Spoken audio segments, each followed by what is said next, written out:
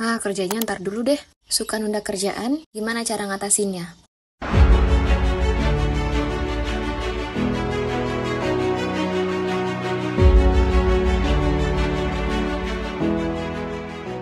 Ingin bimbel offline dengan jadwal fleksibel, bahkan bisa di rumah kamu. Yuk join program Privat Full House. Promo terbatasnya, klik link ini ya.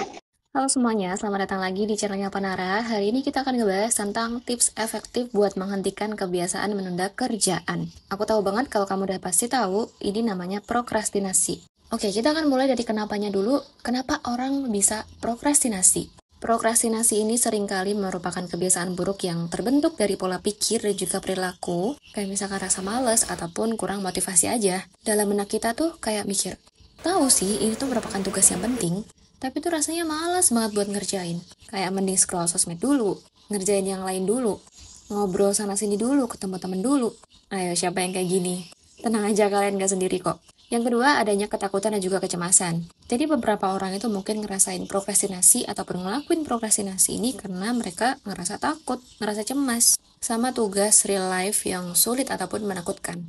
Jadi ada beberapa orang itu yang mengalihkan perhatian mereka buat menghindari rasa takut itu. Jadinya ditunda-tunda tuh kerjaan. Yang terakhir karena kurangnya keterampilan manajemen waktu. Nah, ini biasanya dilakuin sama teman-teman yang mulai sibuk sama kehidupan pendidikannya, karirnya. Jadi masih belum ngerti gimana caranya menentukan skala prioritas, dan ini juga menyebabkan prokrastinasi. Sekedar informasi buat tambahan kamu, jadi prokrastinasi ini dari kata pro yang artinya maju, lebih menyukai ke depan, sedangkan krastinus itu artinya besok. Terus dirangkai jadi istilah prokrastinasi. Kalau misalkan digabungin nih, maknanya jadi senang melakukan tugasnya besok. Menurut penelitian Joseph Ferrari, PhD, jadi beliau adalah seorang profesor dari DePaul University, mengungkapkan kalau misalkan 20% wanita dan juga laki-laki yang ada di seluruh dunia ini mempunyai sifat namanya prokrastinasi ini. Baik itu di rumah, di sekolah, di tempat kerja, maupun di sebuah hubungan. Oke, ternyata menurut profesor ini, prokrastinasi akademik itu punya ciri-ciri beberapa. Coba deh cek, kamu ada nggak tanda-tanda ini? Yang pertama, sering menunda-nunda untuk mengerjakan ataupun menyelesaikan suatu tugas atau pekerjaan lain. Jadi seorang yang memiliki sifat prokrastinasi sebenarnya sadar kalau misalkan mereka tuh punya tugas, tapi mereka tuh memilih buat menunda itu untuk menyelesaikannya. Ciri-ciri yang kedua, karena memang udah terlambat dalam mengerjakan tugas yang dimiliki, seorang prokrastinator punya waktu ataupun perlu waktu yang lebih lama untuk menyelesaikan tugas mereka. Bahkan kadang-kadang mereka nggak bisa ataupun nggak mampu menyelesaikan tugas itu dengan baik dan juga benar. Akhirnya mereka akan mengerjakan tugas tersebut seadanya. Yang ketiga, muncul kesenjangan waktu antara kinerja aktual dan juga rencana. Seorang prokrastinator itu punya kesulitan dalam melakukan sesuatu hal yang sesuai dengan waktu yang ditentukan. Karena ya memang udah kebiasaan melanggar hal-hal yang udah jadi direncanain sebelumnya. Yang keempat, seorang prokrastinator itu bahkan akan lebih memilih hal-hal yang lebih menyenangkan dibandingin menyelesaikan tugasnya dia. Prokrastinator tuh sadar kalau misalkan ada tugas, tapi memang sengaja nggak melakukan itu dan ngegunain waktunya buat hal-hal yang lebih menyenangkan.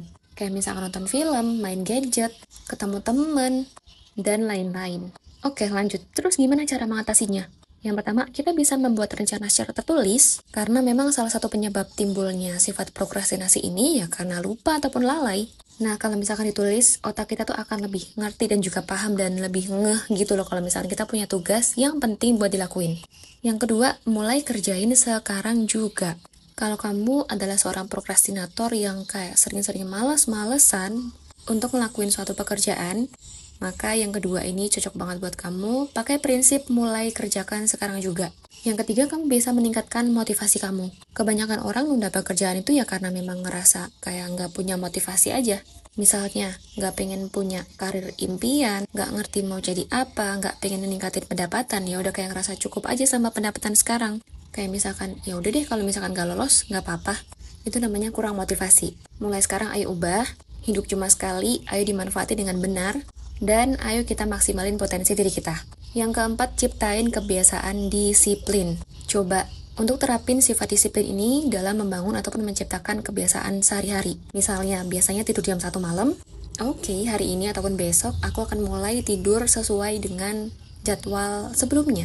akan balik lagi ke jam 9 malam udah tidur, makan tepat waktu, berangkat tepat waktu, ngelakuin kegiatan lain secara disiplin. Apabila kamu udah ngelakuin kebiasaan tersebut dalam disiplin waktu, otomatis kedepannya akan tertanam di diri sendiri kalau semuanya harus disiplin. Yang kelima, kamu bisa meningkatkan rasa percaya diri. Terkadang prokrastinator menunda pekerjaan karena mereka ngerasa kurang yakin sama apa yang dia kerjakan. Kamu perlu ingat kalau misalkan gak ada manusia yang sempurna, maka cobain aja dulu ngerjain tugas dengan semaksimal mungkin. Kalau misalkan ada kesalahan, ya udah, sesimpel gak usah diulangin lagi. Selanjutnya kamu bisa pakai prinsip sedikit-sedikit tapi sering, daripada capek di akhir, mepet deadline, mendingan kerjain sedikit-sedikit tapi sering. Kamu bisa berpikir secara strategis, ketimbang nanti nggak selesai, mending dikerjain nanti aja sekalian. Masa kayak gitu terus? Coba ganti ke mindset daripada nanti ada yang salah, mending ngerjain sekarang semaksimal mungkin. Terima kasih udah nonton sampai sini, semoga ada manfaat yang bisa kamu ambil dari video ini. Sampai jumpa di konten lain.